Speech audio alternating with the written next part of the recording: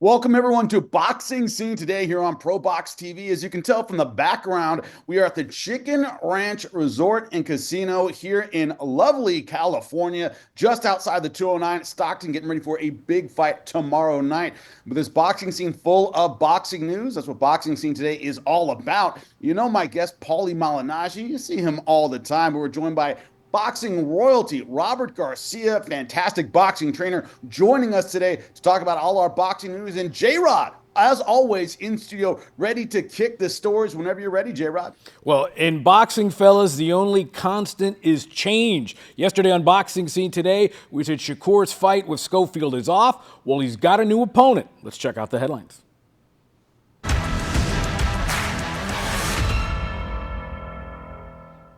Well, undefeated Englishman Josh Padley is going to get in the ring with Shakur. Fellas, what do we make of the change, and what kind of adjustments from the training standpoint do we have to make? Fortunately, we have Robert Garcia to answer these questions. Robert, it's not easy to get somebody ready for someone new. Even if it's maybe a step below what you're ready for, that change of style can be tough. What's your thought, man? Well, that is true, but when you have somebody like Shakur, who is talented, probably pound for pound, one of the most talented fighters in the world, I don't think it'll be a problem for him.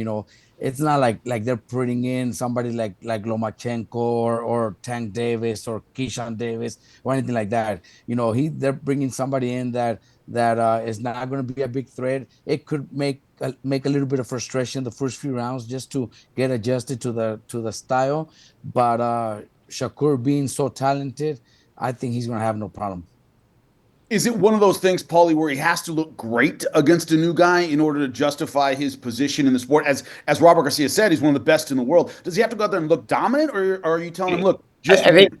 Jimmy, I think this is a difficult position to be in for Shakur Stevenson because if you don't look good, you're gonna get criticized. If you look good, you're taking on these fly-by-night guys that took the fight last minute. I mean, it's damn if you do, damn if you don't. Shakur has been trying to get the fights. They just haven't fallen his way, and he's had a little bit of bad breaks in several. You can look at that in several different ways with the broken hand, and then the opponent falling out here with Schofield on fight week. So at this point, you'll take what you can get, right? You'll take just to keep busy because you're coming off an injury.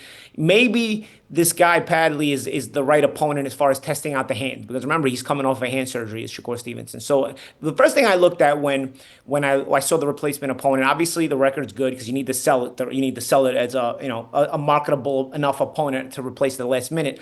But also I looked at how many KOs the guy only has 4 KOs. So you're looking at you're not going to get your replacement with a puncher as well because I know Lucas Body was also in the mix. Lucas Body has a fight scheduled early March, and he has that big win, knockout of the year contender over Ashton Silva last year. He's a kind of a big puncher, undefeated as well. He could have been a more marketable name to put in there because he's got that knockout last year. But I also understand the fact that you're not going to take on a puncher at the last minute. Body was getting ready for, like I said, an early March fight, so he was in shape. But again, I don't necessarily knock that. You don't just go into a last minute replacement and get a puncher who you haven't trained for, right? So I think Padley kind of fits the bill, for this kind of situation. He's undefeated. He looks the part. It's not a total wash. You'll get to stay busy, but Padley also isn't of this level, especially the Shakur Stevenson level. Shakur for me is the best guy in the division. Robert, I got to ask you about that hand injury. How much can you test that in the gym as a trainer? How much can you make a guy get that out of his mind? So I know a lot of guys, they hesitate to throw the big shot when they've had a hand injury. How much can you do in the gym to get that out of his head, Robert? You just got to put him to work. You just got to put him to work. Make sure he's sparring the right guys. Obviously he has to have the right gear when it comes to sparring gear, gloves, and everything. But there's nothing else to do. Just put it to test. We've been watching him train here in Saudi, and he's obviously last week everybody trains differently. But what I see from him is he's training really light when it comes to punching. He's not throwing any hard punches. He's just throwing speed combinations. He's not even doing mid work. He's doing paddle work where he's not even landing any hard punches. So that might be a little bit of a question. Is his hand 100%? Is he okay? I don't know.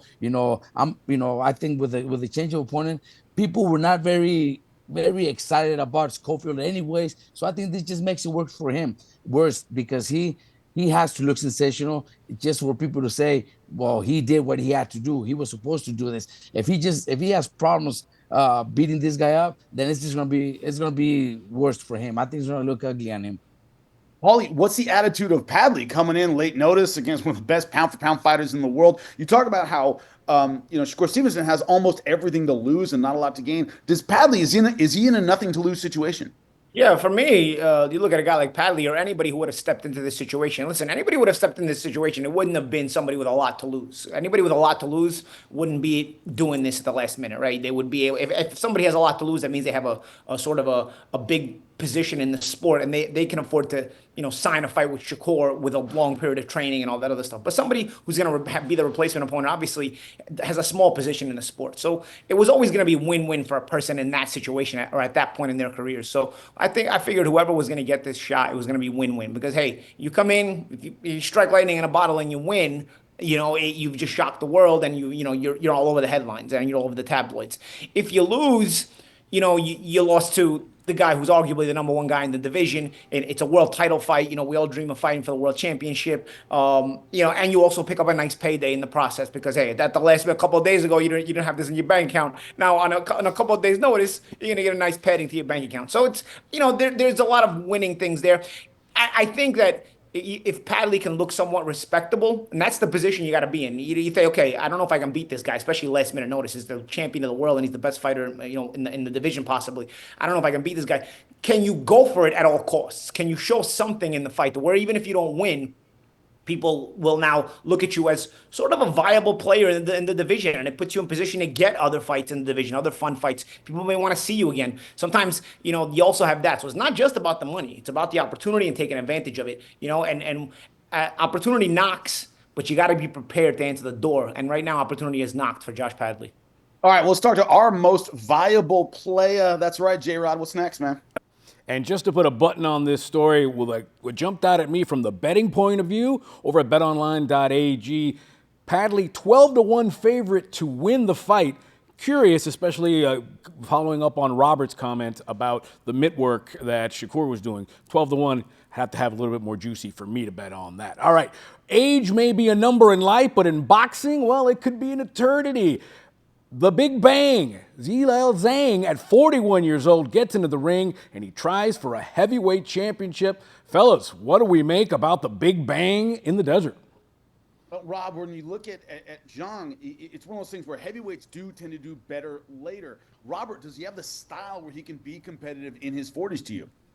I think he's been competitive in his last couple of fights. He had a great knockout against Wilder and looking really good. And today's media workout, he looks sharp.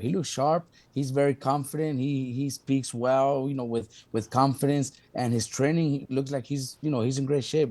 His workout today was really impressive. So I think he still has it. Once the bell rings, there's fighters where one fight they look sensational, then the next fight they aged already. So we don't know when that's going to happen with Zhang. But as my opinion, I think he looks fresh, he looks young, he looks healthy, and he's ready to go out there and beat somebody up. And Paulie, we're looking at a division where he's old, but he's not exactly out of the realm of this division. It's kind of an older heavyweight division. Where do you think he stands? Yeah, it is an older heavyweight division, and he still has the name recognition in the division because of his body of work. So I think he's gonna generate attention anytime he fights. But we like to say age nothing but a number, and of course that heavyweight division, it is an older age, an aging division. But at the same time, there are guys coming up the ladder, and the guy he's fighting, Kabayel, is no joke himself. Had to pull off I didn't really know him before he beat Frankie Sanchez, and then he comes in and takes out Frankie Sanchez, and I think there's a lot of momentum even on his side, even if people aren't talking about him. So I think it's an opportunity for Kabayel to also sort of position himself better in this heavyweight division because there has to be a turnover at a certain point. It is an older heavyweight division, and the turnover is upon us soon. And there you can see these younger guys starting to make their way into the fray, as like guys like Daniel Dubois and whatnot. So I think there's an opportunity here for the turnover to start happening, but it's not easy with Zhang. Zhang always shows up prepared. All right, so there is hope for J-Rod in the heavyweight division. It is a little bit older. Take that to the bank, J-Rod. What's next? Hey, man, I'll take any help I can get. And by the way, this is for an interim WBC heavyweight title. All right, Robert Garcia knows about this guy. Vergil Ortiz and Israel Madrimov are going to get after it in the desert in Saudi. But Robert, Virgil's thinking about going up to 160 after this fight? Well, not necessarily that we're thinking about moving up to 160, but the reason Vergil mentioned it, because Vergil wants all the big names, the big fights, and if at 154 there's nothing big available, obviously if everything goes well, we pull off the win and we come out with the win victoriously. He wants big names, he wants big fights. We know Crawford's already committed to fighting Canelo, and rightfully so. He wants that big fight. The other champions might not be available, so if the opportunity comes at 160, then yeah, we've talked about it with the team, and everybody's already agreed that if there's nothing big at 154, 160 will be our next move. And Virgil's ready. He's big, he's strong, and he could compete at 160 also. Tactically, I'm curious, Robert, what are the changes when a guy goes from 54 to 60? Is it about volume? Do you increase the punching power? Do you get a little more size in the gym? What are the steps as a trainer for that, man? Well, yeah, that's the work that we have to do in the gym. From not just the weight, but and the power, also the speed, because we don't want him to lose that either. Moving up to middleweight, we still want him to be fast. We want him to be explosive. We want him to have his same footwork that he normally has. So it's a project, but it's possible, because Virgil's already a big boy. He's already sparring a lot of these big guys. He's already been competing with them in the gym, so he'll be ready. He'll be able to perform. We just need to get through this fight. Obviously, we can't look past Madrimov. Madrimov is a solid opponent, and but if there's nothing big at 154, I think 160 will be our next move. Paulie, what do you think about the star power at 160? We talk about it all the time. Middleweight, a storied division, but right now not a lot of big names. Could Vergil Ortiz, should he move up, be that name? Yeah, I think Vergil has sort of started cementing his name in boxing. There's been a lot of curiosity about Vergil Ortiz, even as a prospect, when he was coming up the ladder, and that in the welterweight division was packed. There was still guys like Duran and Vergil who were being talked about a lot in the welterweight division.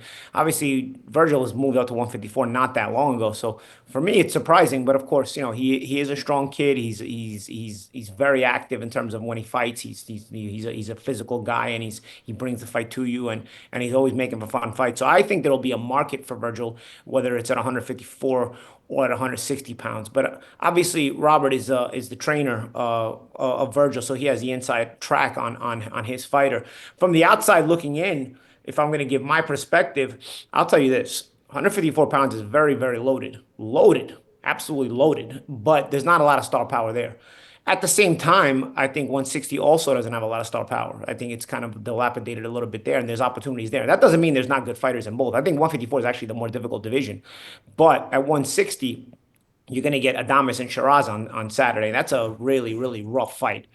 But you also have some open pastures there for the titles. You have a very old Erislandy Lara there who's looking good, but at the end of the day, he's still in his 40s.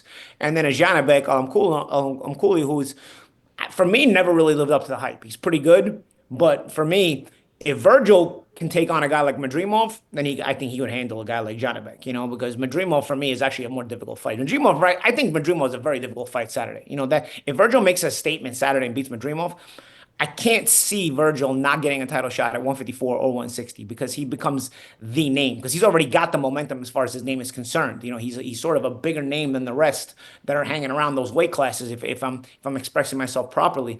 But there are those weight classes, there's good fighters in those weight classes, but his star power, I think, would put him in a position where he could kind of choose which title fight he wants to get. Because I think any champion would fight Vergil if he beats Madrimov. Not because it's an easy fight. It's actually a very tough fight. Vergil brings a very difficult style. But because I think he'll bring more money to the table. Fighting Vergil would bring more money to the table. And at the end of the day, when you win a world championship, you want to fight the guy that brings more money to the table. And all he has to do is get past Madrimov, and as J-Rod knows, which is not easy. Right in front of the coach, right? Won't be easy, but it looks, we're looking at that. Oh, Robert, no disrespect, man. I love fights that I can't pick. No. I love watching fights I can't pick. And I like your opinion, because you say it the way it is. You say the facts, and you're right. But yeah, there is so many fighters at 154, but they might not all be available. So that's what Vergil said. If there's nothing available, nothing big, then yeah, 160 would probably be our next option. And like you said, you know, at 160, he could actually, you know, besides Adames and Shira fighting this Saturday, I think it's pretty open. So we'll see. You know, we'll see, and we'll make our decision after Saturday with our performance. You know, depending on our performance, and we can make a decision after that. And J-Rod making his notes for his picks. I know you're doing that right now, J-Rod. Always, man, always. The better side's coming up on Friday. You guys have a great call of the February 19th Wednesday fight, the Future Stars, over on ProBox TV. And Robert, you get some sleep, man. The 8-hour time difference from the East Coast has got to be wearing you out. So everybody get some rest. Enjoy the fights. Robert's from the West Coast. I know. 11 hours. 11 hours. 11 hours behind. Well, we're on the West Coast now. Of course, a great fight here on ProBox TV. It is going down tonight. Get the ProBox TV app and check it out. We appreciate each and every one of you from the Chicken Ranch Casino just outside the 209. Have a great one. We'll see you next time on Boxing Scene. For more ProBox TV, scan the QR code on the screen or go to the App Store and Google Play. ProBox TV, your boxing channel.